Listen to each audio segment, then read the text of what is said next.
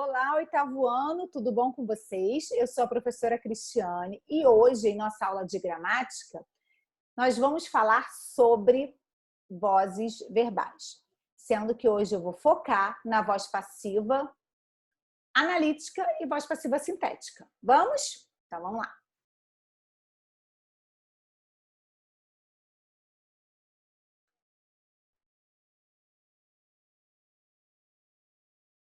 Vozes verbais. A voz passiva pode ser analítica e sintética. Voz passiva analítica. A voz passiva analítica é formada por sujeito paciente, verbo auxiliar, ser, estar, ficar, entre outros, mas o mais utilizado é o verbo ser, tá, turma? Verbo principal no particípio, que é aquele terminado em ado, ido, e tem também os irregulares, né? Feito, impresso. Mas é gente da passiva. Então vamos lá. A funcionária aspirava a casa pela manhã. Quem aspirava a casa pela manhã? A funcionária. Sujeito aí, agente, e um objeto direto, certo? Porque quem aspira, aspira alguma coisa. Se eu tenho um sujeito agente, eu tenho uma voz ativa. Agora vocês vão ter que transformar essa voz ativa numa voz passiva analítica. Lembrando que a voz passiva analítica ou a sintética, elas só podem ser transformadas da ativa para elas se eu tiver um verbo transitivo direto. Então, anotem aí. Só é possível passar da ativa para a passiva analítica e sintética se o verbo for transitivo direto ou se for um verbo bitransitivo. Se tiver transitivo direto, que no bitransitivo tem o transitivo direto ali nele, né? Se tiver o transitivo direto, posso passar da ativa para a passiva, analítica e para a sintética. Caso contrário, eu não posso. Não posso ter voz passiva, analítica e sintética com verbo intransitivo, com verbo de ligação e com verbo transitivo indireto. Não posso ter. Vocês vão ver isso aqui.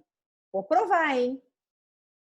Então, a funcionária aspirava a casa pela manhã, eu tenho uma voz ativa. Agora eu quero passar para a voz passiva analítica. O que eu vou fazer? Pegar o meu objeto direto e vou colocar lá no sujeito. Ele virou o quê? Ele era objeto direto e virou um sujeito paciente, a casa. Vou pegar o verbo ser, que eu falei para vocês que é o mais utilizado, e vou colocar no mesmo tempo do meu verbo principal da voz ativa. Não era aspirava?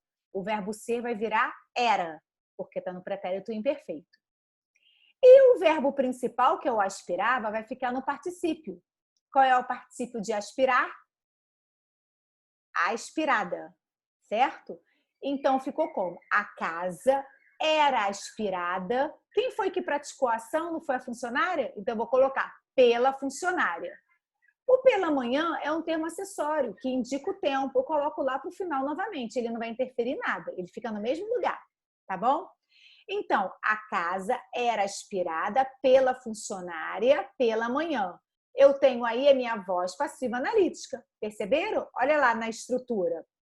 Sujeito paciente, verbo auxiliar, particípio e o agente da passiva. Viram como é que funciona? Vou falar uma aqui oralmente. O livro... Não. O aluno leu o livro. Quem lê, lê alguma coisa. Então, vai ficar o livro foi lido pelo aluno. Por que foi? Porque eu falei que ele leu pretérito perfeito. Então, o verbo auxiliar tem que ficar no pretérito perfeito também. Tá legal? Agora, nós vamos ver a voz passiva sintética. Como que é a estrutura da voz passiva sintética?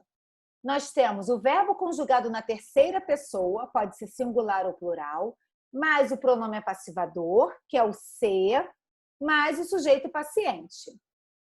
Então, aqui, comeu-se o bolo na varanda. Eu não tenho o verbo aqui?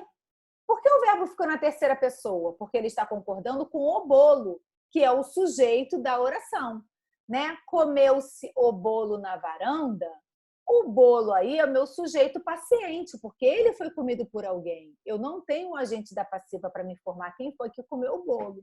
Tá legal?